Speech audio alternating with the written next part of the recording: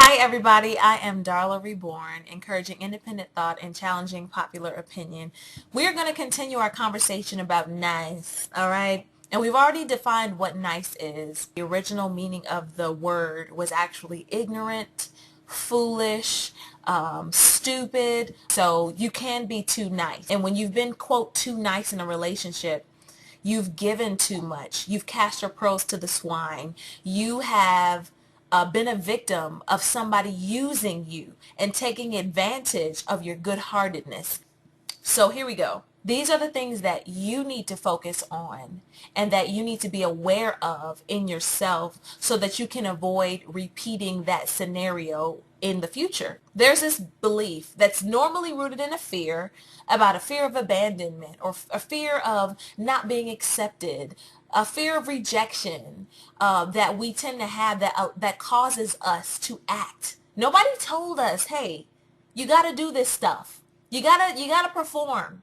You gotta be a puppet on the strings for me in order for me to stick around. This is what we believe. So we literally create this in our relationships with other people. All right. So here's what you do. Look at and observe your feelings and behavior. Be aware of what triggers that you have, things that people might say and do, because once you do, you'll realize that people know how to manipulate you into doing for them, or at least you believe they're manipulating, because sometimes we just assume they need things that they don't really need from us. All right, so look at it and observe your behavior. Avoid self-pity. This is a huge one. Avoid the pity party.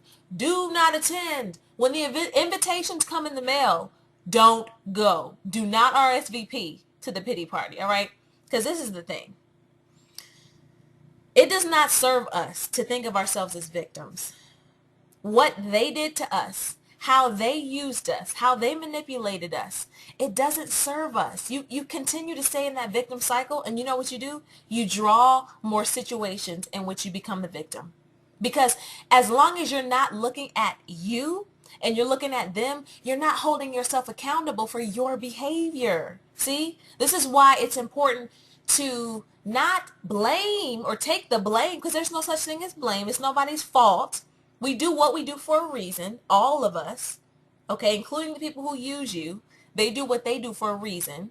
And you give till you are completely on depletion mode for a reason. So you have to look at your behaviors, all right? So observe what you do, because what you do is a reflection of who you are and what you believe. And you're not a victim. You are not a victim, all right? Pity is not love. And when you become pitiful and you own this victim space, you draw people who will pity you. And pity is not love. When people feel bad for you, they don't view you as someone respectable. Think about the people you pity. Think about the people that you feel sorry for. Is that sexy to you? Is that something that causes you to respect a person? So think about this. When we self-pity, when we feel bad for who we are, we're not loving ourselves. We are not respecting ourselves. All right? So let me keep moving forward. Do not join the pity party. All right? Moving forward. Trust your gut. All right? Trust your gut. Your feelings, when they're triggered. You know, there's this whole idea that, hey, your intellect, your brain is more important than your feelings. That's not true. If that were true, you wouldn't have feelings. Your feelings are there to inform you of something that's beneath the surface. Your feelings is an expression of a reality that sometimes you're not intellectually and psychologically aware of. So when you feel something, when something triggers anger in you, and I say trigger because nothing can make you angry. Nothing can make you happy. It's already in there. It just triggers what's already there. All right. So when something triggers you, look at that. Observe why. Ask yourself those questions and trust your gut. Your gut's not wrong. You just have to pay attention because your gut's trying to tell you something. And if you just ignore it and brush it off, that's stupid. Nah. You're never going to find and get to the truth of who you are and what you're truly feeling at that time. All right? So trust your guts. Be patient and not pushy or desperate. All right? Love that can't wait is not love. Makes me think of that song, Love Won't Let Me Wait. That's lust though, right? That ain't love. Love that cannot wait on you and demand that you must respond immediately. Oh, can I sleep on it overnight? No, we can't rest. Love can't rest. That ain't love, boo. Love can wait. Love, love has no demands. Please understand this. Love that requires that you make an immediate decision is not love at all. So if you are feeling urged and like you must or you're going to die unless you do something for someone else, do not confuse that with love. And do not confuse someone projecting that energy onto you as love. If someone feels like they must be in your life and they cannot do without you, run for the hills! Because love that can't wait ain't love at all. All right, moving forward, this is for you. Practice gratitude. One of the first things that we do when we feel like we've been mistreated or used and we've cast our pearls to swine, it's important to find the gratitude, find the praise, and find the light in everything that we experience and do, because there's light somewhere. It's there. Because sometimes we focus on the negative so much that we don't realize that in these relationships in which we've given and we feel like we've lost, there's a huge lesson. There's also growth that you experience from these occurrences and these situations. So it's important to find the gratitude because there's something to be grateful for. Now this is a huge one. Love and give without expectations.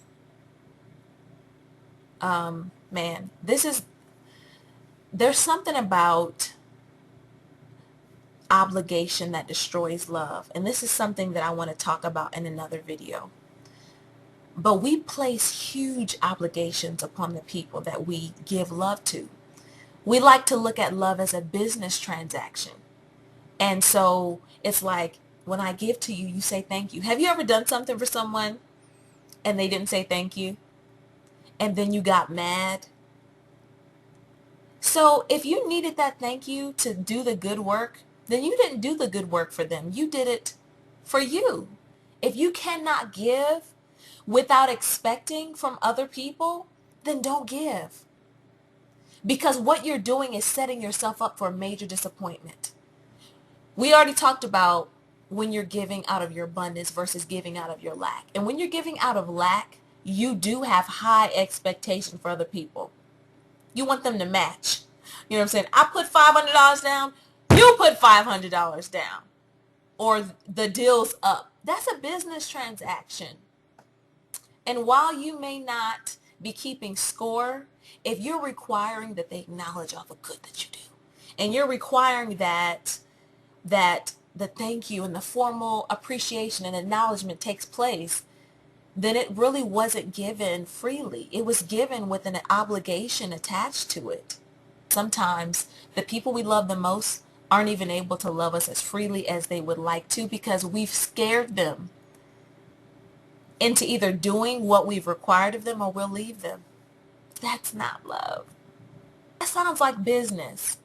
Does that mean you have no standards? No. You can love people from a distance. You don't have to bring people that you love in close to you. Some people are so fearful that they can't even receive the love you give them. They won't let you. A lot of times, what we two nice people do is the people that are most fearful of our love, we determine to make them receive it. I'm going to love this person. I'm going to help them. I'm going to heal them. I'm going to touch their hearts. I'm going to show them and prove to them how much I love them. But they don't believe they're lovable. So they're not going to try to receive your love. In fact, they attack the people who love them the most. They hurt those who love them the most. So it's important that when you love, that you just give it away. Just give it away. It's in you. Just give it away for free. And that'll be a very liberating experience for you. When you're able to love and let live, you'll realize that you've allowed more love to come into your life when you're not putting demands on your love. All right, so I'm going to move forward. Do what you love, all right? Sometimes what we do is we want other people to be to us and to um, to fill in some spaces and gaps for us. And sometimes what we're not doing is targeting and hitting up those needs that we already know are there ourselves. Do the things that give you a sense of fulfillment. Don't wait for permission. Don't wait for a partner. Do what you love. Literally, in doing what you love, you literally invite more people. You're able to enjoy and experience. Stop trying to drag folks into what you want to do. If it's something you want to do and you love, do it for yourself. Do it with yourself. Just do it. Do what you love. All right, here we go. Be mindful. Practice mindfulness, being present in the moment. Being aware, being fully tapped in, allowing all of your senses, all the sights, the smells, the sounds, all of the senses to work. Be present and be mindful. These are just life principles, really. Exercise, take care of your body, rest, practice nutrition. All of these things help to keep us balanced. There's no such thing as a balanced life when areas in our lives and aspects of our lives are off balance. If you're off balance spiritually, your whole life is off balance. When you're off balance physically, I mean, think about when you're sick. That impacts every aspect of who you are in your life. You can't be sick and it not impact your social relationships, how you feel. All of it is connected, right? So you have to stay in balance. And that's a responsibility you have to yourself. It's how you love yourself. All right? Continuing to move on. And finally, the last one is breathe. A really good deep diaphragm breath. Sometimes when we get panicky and jittery, we stop breathing. We function in a spirit of panic and disarray, and everything we do at that point is out of a fear. That's that fight or flight response that is taking place. So sometimes when you breathe, you are gathering all of your wits, literally, and allowing yourself to function out of calm, and you're more likely to make a level-headed decision. You're more likely to make a peaceful and balanced and sensible decision for you. All right? These are the final things I want to leave with you. If you want to know something, teach it. If you want to feel something, do it. All right? If you want to feel happy, smile. If you want to feel happy, practice gratitude. I hope this has helped. And if you need to, review this video. Just look back over it. All over the points, because there were some really heavy hitters in this one. All nice people need to hear this. All us too nice, ignorant, foolish people need to hear this. All right? This is our freedom. It's found internally. Believe it or not. Thank you so much for listening.